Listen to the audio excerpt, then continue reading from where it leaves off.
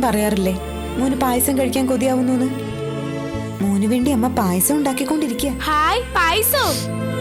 ഇന്നെന്താ എന്റെ പിറന്നാളാ? വേണ്ട അമ്മേ, അമ്മയല്ലേ പറഞ്ഞത് മധുരം അധികം കഴിച്ചാ പല്ലൊക്കെ പുഴുത്തു പോവൂന്ന്. ഇപ്പൊ മോൻ ശർക്കരയും മിഠായും കൊറേ കഴിക്കാറില്ലല്ലോ. ഇനി അമ്മ പറ, മാധവൻ അനുസരണയുള്ള കുട്ടിയല്ലേ? പിന്നല്ലാതെ അമ്മയുടെ മാധവൻ അനുസരണയുള്ള നല്ല മിടുക്കൻ കുട്ടിയാണെന്ന് അമ്മയ്ക്കറിയാലോ. എന്നാലും നീ കുറച്ച് അണ്ടിപ്പരിപ്പ് മുന്തിരിങ്ങയും കഴിക്കേ. നിനക്കിത് ഒരുപാട് ഇഷ്ടല്ലേ? ഇനി ചിലപ്പോ എന്റെ മോനത് കഴിക്കാൻ കഴിഞ്ഞില്ലെങ്കിലോ? മോന്റെ അസുഖം മാറാൻ അണ്ടിപ്പരിപ്പും മുന്തിരിയും കഴിക്കണമെന്നാണ് ഡോക്ടർ പറഞ്ഞത്. പിന്നെ ഡോക്ടർ അങ്ങനെ പറഞ്ഞിട്ടുണ്ട്. മോന് കഴിക്കാനുള്ള മരുന്നും അമ്മയുടെ കയ്യിൽ തന്നു വിട്ടിട്ടുണ്ട്. അത് നമുക്ക് പായസത്തിൽ ഒഴിച്ച് കഴിക്കാട്ടോ. മോന് അമ്മ ഒരു സമ്മാനം വാങ്ങിയിട്ടുണ്ട്. എന്ത് സമ്മാനം അമ്മേ? എവിടെയാ വെച്ചിരിക്കുന്നേ? മുറിയിൽ വെച്ചിട്ടുണ്ട്. ചെന്ന് നോക്ക്, അപ്പൊ മോന് മനസ്സിലാവും. എന്ത് സമ്മാനാ? മിഠായി മറ്റോ ആണോ? അല്ല, അതൊരു വലിയ സമ്മാന. മോൻ ചെന്ന് നോക്ക്.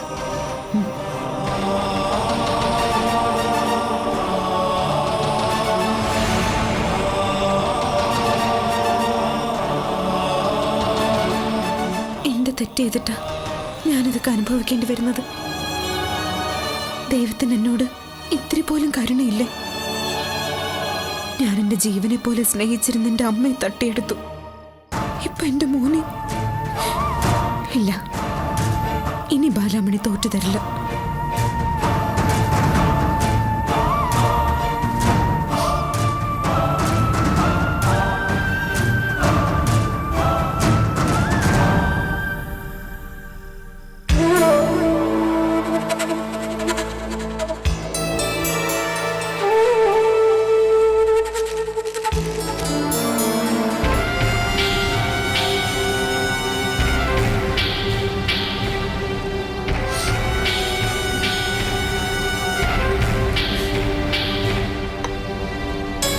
എന്താ മോനെ ഇത് അഴിച്ചു നോക്കാഞ്ഞത്? അമ്മ വന്നിട്ട് നോക്കാന്ന് വെച്ചു. അതെന്താ അങ്ങനെ? അങ്ങനെ എനിക്ക് തോന്നി. ചില നേരത്തെ എന്റെ മോൻ വലിയ ആൾക്കാരെ പോലെയാ സംസാരിക്കുന്നത്. ഞാൻ കുഞ്ഞല്ലേ അമ്മേ, അമ്മയുടെ കുഞ്ഞു മാധവൻ. എങ്കിലേ അമ്മയുടെ കുഞ്ഞു മാധവൻ ഈ കവറൊന്ന് അഴിച്ചു നോക്കി. എന്റെ ചക്കരയ്ക്ക് എന്താ അമ്മ വാങ്ങിയെന്ന് നോക്കി. ഹായ്, പുതിയ ഉടുപ്പും നിക്കറും. നല്ല രസമുണ്ടമ്മേ. അമ്മയ്ക്ക് എന്താ പറ്റിയേ? മോന് പായസം ഉണ്ടാക്കി തരുന്നു, ഉടുപ്പ് മേടിച്ചു തരുന്നു. എന്തിനാ അമ്മ ഇങ്ങനെയൊക്കെ ചെയ്യുന്നേ? അമ്മയ്ക്ക് നീയല്ലേ ഉള്ളൂ. നിനക്കെന്തേലും വാങ്ങിത്തരണമെന്ന് തോന്നുമ്പോ അമ്മ വാങ്ങിക്കും. നാളെ ഈ ഉടുപ്പും നിക്കറും ഇട്ടുകൊണ്ട് ഞാൻ കൂട്ടുകാരുടെ അടുത്തേക്ക് പോകും. എന്നിട്ട് ഇത് അവന്മാരെയൊക്കെ കാണിച്ച് എല്ലാരെയും ഞാൻ കളിയാക്കും. അമ്മ നോക്കിക്കോ, ഞാൻ പഠിച്ച് പഠിച്ച് വലിയൊരു ഡോക്ടറാവും. എന്നിട്ട് കുറേ പൈസയൊക്കെ കിട്ടുമ്പോൾ അമ്മയ്ക്ക് സാരി വാങ്ങിച്ചു തരും. നല്ല നിറമുള്ള സാരി, സത്യമായിട്ടും.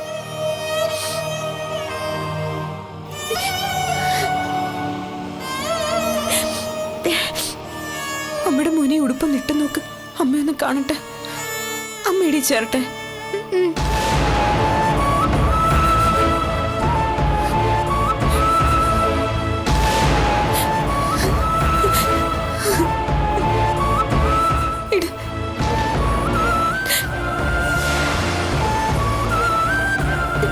സന്തോഷം വന്നാലും സങ്കടം വന്നാലും ഈ അമ്മ കരച്ചിലാണല്ലോ. കരയല്ലേ അമ്മേ? അമ്മയുടെ മാധവനല്ലേ പറയുന്നേ? ഇല്ല, കരയണില്ല. ഇനി നമുക്ക് പായസം കുടിക്കാം.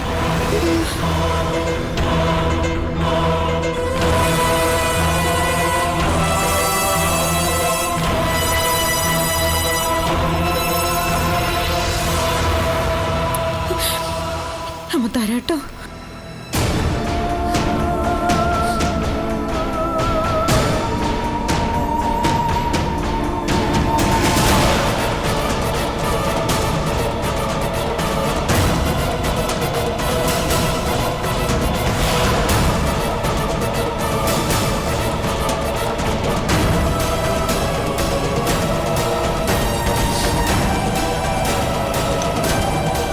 അമ്മേ, എന്റെ അസുഖം മാറാൻ വേണ്ടി ഡോക്ടർ അങ്കിൾ തന്നുവിട്ട മരുന്നാണോ ഇത്?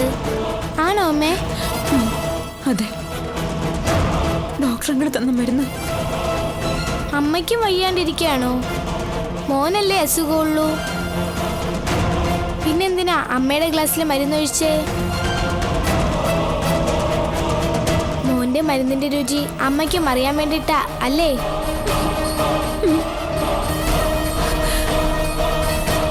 നമുക്കത് കഴിക്കാം. മോന് അമ്മ പായസം കോരി തരട്ടെ. ആ കാണിച്ച്.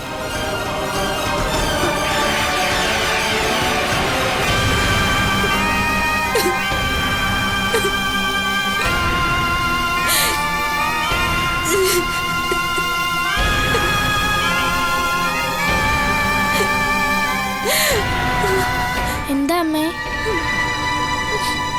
ഒന്നുമില്ല.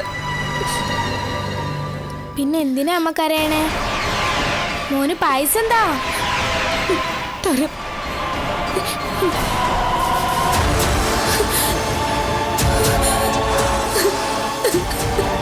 ഈ അമ്മയ്ക്കിത് എന്താ പറ്റിയേ?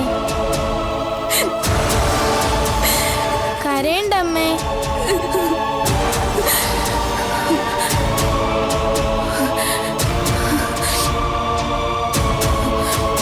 നമുക്ക് കുടിക്കാം.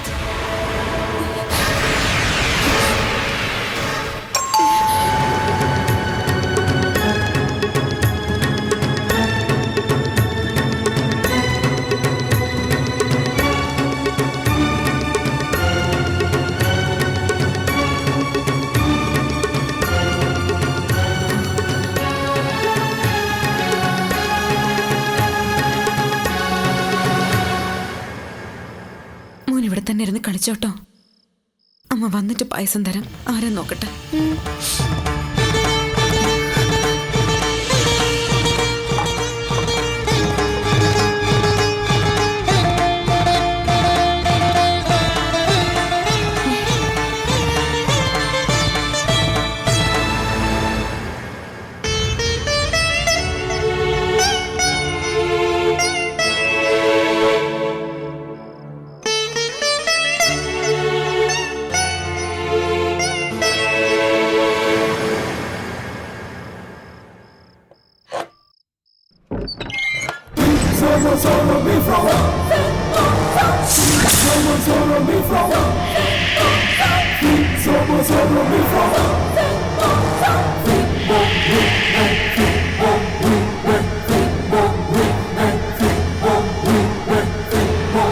എന്നെ ഇവിടെ തീരെ പ്രതീക്ഷിച്ചില്ല അല്ലേ? ഹോസ്പിറ്റൽ റെക്കോർഡ്സിൽ നിന്നാ ബാലാമണിയുടെ അഡ്രസ്സ് കണ്ടുപിടിച്ചേ. ഈ സ്ഥലം കണ്ടുപിടിക്കാൻ കുറച്ച് ബുദ്ധിമുട്ടി. അത്യാവശ്യമായിട്ട് ബാലാമണിയോട് എനിക്ക് കുറച്ച് കാര്യങ്ങൾ സംസാരിക്കാനുണ്ട്. അതുകൊണ്ടാ ഈ രാത്രി തന്നെ വന്നേ. എൻ്റെ വരവ് ബുദ്ധിമുട്ടായോ? ഇല്ല സാർ. സാർ ഒരല്പം കൂടി താമസിച്ചിരുന്നെങ്കിൽ. സാർ ഇരിക്കൂ.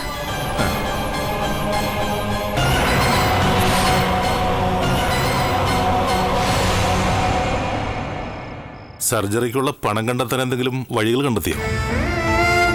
ഇല്ല സർ, ഒരു വഴി എന്റെ മുമ്പിലില്ല. സർജറി ചെയ്യാതിരുന്നാൽ മാധവന്റെ അവസ്ഥ എന്താകുമെന്ന് ബാലാമണിക്ക് പറയാതെ തന്നെ അറിയാലോ. ഇല്ല, എനിക്കറിയാം. പക്ഷെ എനിക്ക് എന്ത് ചെയ്യാനാവും? എന്നെ സഹായിക്കാൻ ആരുമില്ല. ബാലാമണിയെ ഞാൻ സഹായിക്കാം. മാധവന്റെ സർജറി നടക്കും. പണമൊരു പ്രശ്നമല്ല.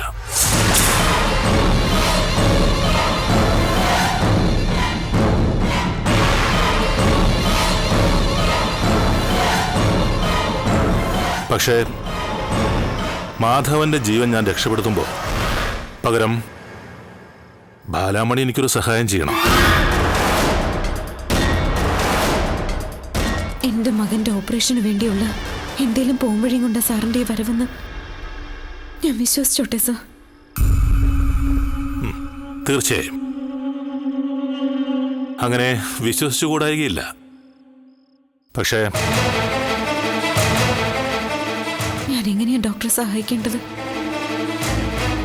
എന്റെ മോന് വേണ്ടി എന്തും ചെയ്യാൻ ഞാൻ തയ്യാറാ.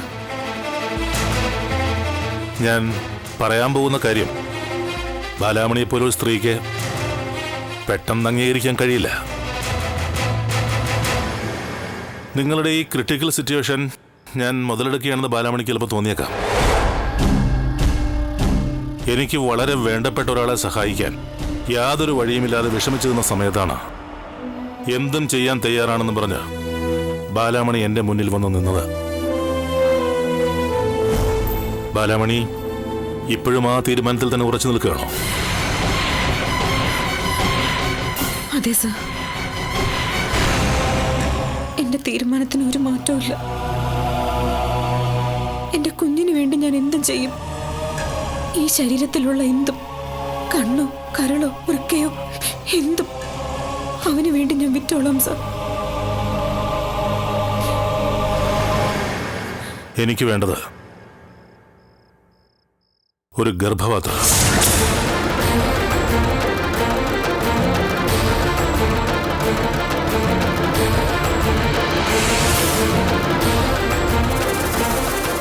സറോഗേഷൻ എന്ന് ബാലാമണി കേട്ടിട്ടുണ്ടോ?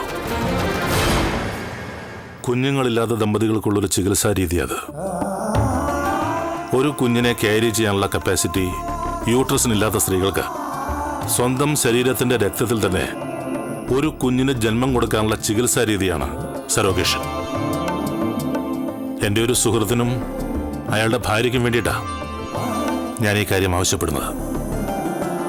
അവർ രണ്ടുപേരും സ്റ്റേറ്റ്സിലാ.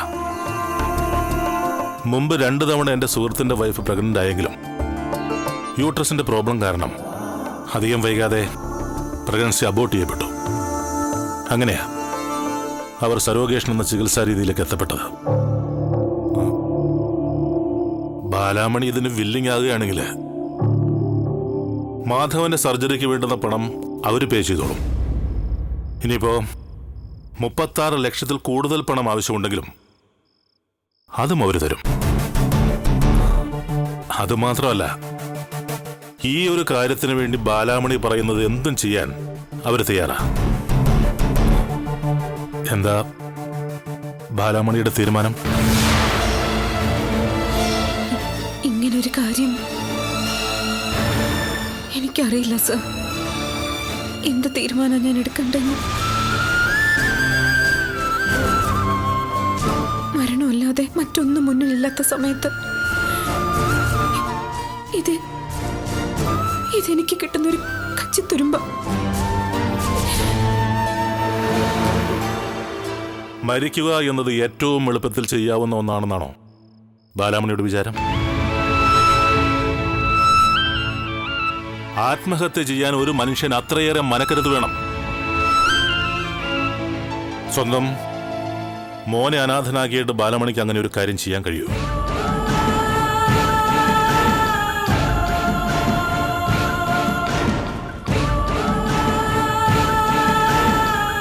ഇനി നിങ്ങൾ രണ്ടുപേരും ചേർന്നുള്ള ഒരു ആത്മഹത്യാ ശ്രമമാണ് നടത്തുന്നതെങ്കിൽ ആ മോനെ കൊന്നിട്ട് വേണ്ടേ ഇയാൾക്ക് മരിക്കാൻ? അതിന് ബാലാമണിക്ക് സാധിക്കൂ?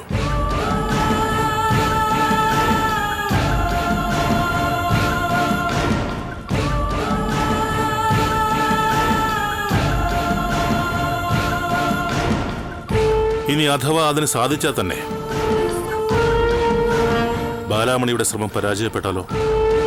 May be in some paralysed stage or in coma. അത്തരം പല കേസുകൾ എൻ്റെ അറിവിലുണ്ട്. ജീവിച്ച് കാണിക്കണം. തന്നെയും മോനെയും വേണ്ടാത്ത ഈ ലോകത്തിന്റെ മുന്നിൽ ജയിച്ചു കാണിക്കണം. ജയിക്കണോ തോക്കണോ? തീരുമാനം തൻ്റെതാ. ബാലാമണിക്ക് എന്ത് തീരുമാനം വേണമെങ്കിലും എടുക്കാം. എടുത്തുചാടി വേണമെന്നില്ല. നന്നായി ആലോചിച്ചിട്ടൊരു തീരുമാനം പറയാം. ബാലാമണിയുടെ തീരുമാനം അറിഞ്ഞിട്ടേ ഞാൻ മറ്റൊരാളെ കുറിച്ച് ആലോചിക്കും. അപ്പോ ശരി, ആലോചിച്ചിട്ട് വിളിക്കേ.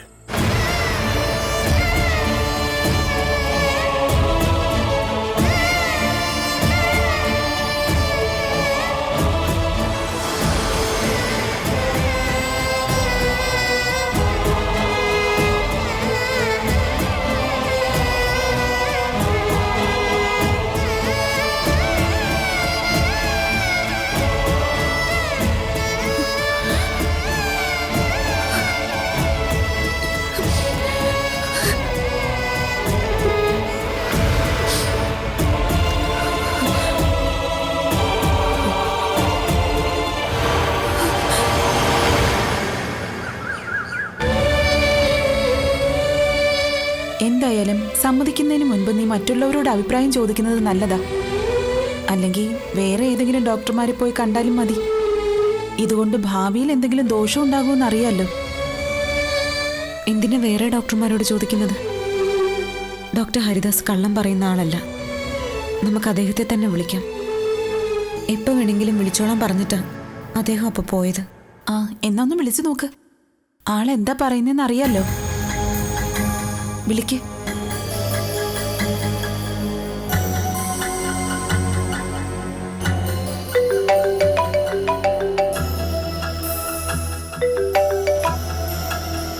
Hello, doctor Haridas speaking. Doctor ബാലാമണിയാണ്. ആ, പറയൂ ബാലമണി. ഞാൻ പറഞ്ഞ കാര്യങ്ങളെക്കുറിച്ച് തീരുമാനങ്ങൾ വല്ലതും എടുത്തോ? അതിനെക്കുറിച്ച് കൂടുതൽ അറിയാൻ വേണ്ടിയാണ് ഞാനിപ്പോൾ വിളിച്ചത്. ശരി, നമുക്കൊരു കാര്യം ചെയ്യാം. എല്ലാ കാര്യങ്ങളും നമുക്ക് ഡീറ്റെയിൽ ആയിട്ട് സംസാരിക്കാം. എത്രയും പെട്ടെന്ന് തന്നെ നമുക്ക് നേരിൽ കാണാം. എന്താ? ശരി ഡോക്ടർ. എന്താ പറഞ്ഞേ? നേരിട്ട് സംസാരിക്കണമെന്നും എത്രയും പെട്ടെന്ന് കാണണമെന്നും ഡോക്ടർ പറഞ്ഞു. ആ, അത് ശരിയാ. ഇങ്ങനെയുള്ള കാര്യങ്ങളൊക്കെ നേരിട്ട് സംസാരിക്കുന്നതാ നല്ലത്. ഇനിയിപ്പോൾ ഭാവിയിൽ എനിക്ക് എന്തെങ്കിലും പ്രശ്നം ഉണ്ടെന്ന് പറഞ്ഞാൽ തന്നെ എനിക്കതിൽ നിന്നും പിന്മാറാൻ പറ്റില്ല. മരിക്കാൻ തീരുമാനിച്ച എൻ്റെ ജീവനേക്കാൾ വലുതല്ല ഭാവിയിലെ പ്രശ്നങ്ങൾ. എങ്ങനെ എനിക്ക് എൻ്റെ മോനെ രക്ഷിക്കണം ചേച്ചി? അവന് വേണ്ടി ഞാൻ എൻ്റെ ജീവൻ വേണമെങ്കിലും കൊടുക്കാം. കരയല്ലേ ബാലാമണി, എല്ലാം ശരിയാവും. ശരിയാവണം.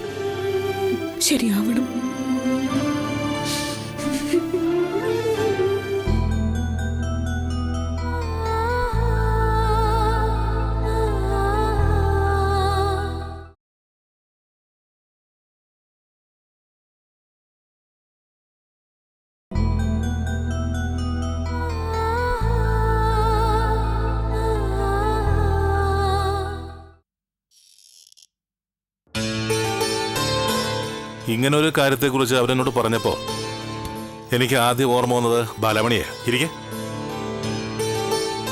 സരോഗേഷന് തയ്യാറാവുന്ന ഒരു സ്ത്രീയെ കുറച്ച് മാസങ്ങളായിട്ട് ഞങ്ങൾ അന്വേഷിച്ചുകൊണ്ടിരിക്കുക. പല കാരണങ്ങൾ കൊണ്ട് ഇതുവരെ അതിന് സാധിച്ചില്ല. ബാലമണി ഇതിന് തയ്യാറാണെന്ന് പറയുമ്പോൾ അവർക്കെന്ത് സന്തോഷമാവെന്നറിയോ? ഇതൊക്കെയാണെങ്കിലും ബാലമണി ചില കാര്യങ്ങൾ മനസ്സിലാക്കാറുണ്ട്. നിങ്ങളുടെ ജീവിതത്തിലെ 1-2 ദിവസങ്ങളല്ല അവരാവശ്യപ്പെടുന്നത്, കുറേയേറെ മാസങ്ങളാണ്. എമൗണ്ട് കൈപ്പറ്റി സരോഗേഷൻ നടന്നു കഴിഞ്ഞാൽ ആ കുഞ്ഞ് ജനിച്ച് കുറച്ച് മാസങ്ങൾ വരെ അതിനെ കെയർ ചെയ്യേണ്ടത് ബാലാമണിയുടെ കൂടെ ഉത്തരവാദിത്തം.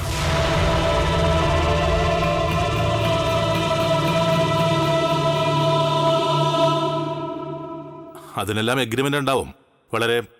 വളരെ നന്നായിട്ട് ആലോചിച്ചിട്ടൊരു തീരുമാനമെടുത്താൽ മതി. ഒരുപാടൊന്നും ആലോചിക്കാൻ എനിക്കില്ല സർ. എൻ്റെ കുഞ്ഞിൻ്റെ ജീവൻ രക്ഷിക്കാൻ വേണ്ടി എന്ത് ത്യാഗവും ചെയ്യാൻ ഞാൻ തയ്യാറാണ്. എൻ്റെ ജീവിതത്തിലെ കുറച്ച് മാസങ്ങളല്ല, എൻ്റെ എന്റെ ജീവൻ തന്നെ ഞാൻ അവന് വേണ്ടി നൽകാം. എനിക്കെന്റെ മോനെ തിരിച്ചു കിട്ടിയാൽ മതി. ബാലാമണി എന്നെ കാണാൻ വന്നപ്പോ ഒരവയവം വിറ്റ തുക കിട്ടുമെന്ന് ചോദിച്ചില്ലേ? ആ വാക്ക എന്നെ ബാലാമണിയുടെ അടുത്തെത്തിച്ചതാ. ആ അവസ്ഥയിൽ ഞാൻ അതല്ലാതെ മറ്റെന്താ പറയുക ഡോക്ടർ? സരോഗേഷിനെ കുറിച്ച് ബാലാമണിക്ക് വല്ലതും അറിയോ? കുട്ടികളില്ലാത്ത ദമ്പതികൾ തിരഞ്ഞെടുക്കുന്ന ചികിത്സാ രീതി അത്. അമേരിക്കയിലൊക്കെ നാനോ ടെക്നോളജി ഉപയോഗിച്ച് മോസ്റ്റ് മോഡേൺ സരോഗേഷൻ നടക്കുന്നുണ്ട്. ഞാനീ പറഞ്ഞതൊക്കെ അമേരിക്കയിലുള്ളവർക്ക്. പക്ഷേ കേരളത്തിൽ നിന്ന് തന്നെ ഒരു സ്ത്രീയെ വേണം അവർക്ക്. സരോഗേഷിന് ചില ചിട്ടവട്ടങ്ങളൊക്കെ ഉണ്ട്.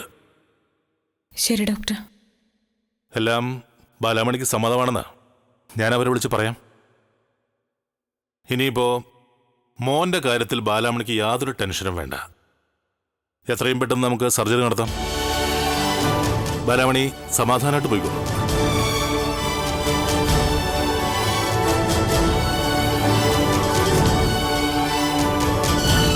എന്നാ ഞാൻ ഇറങ്ങട്ടെ. ഓക്കെ.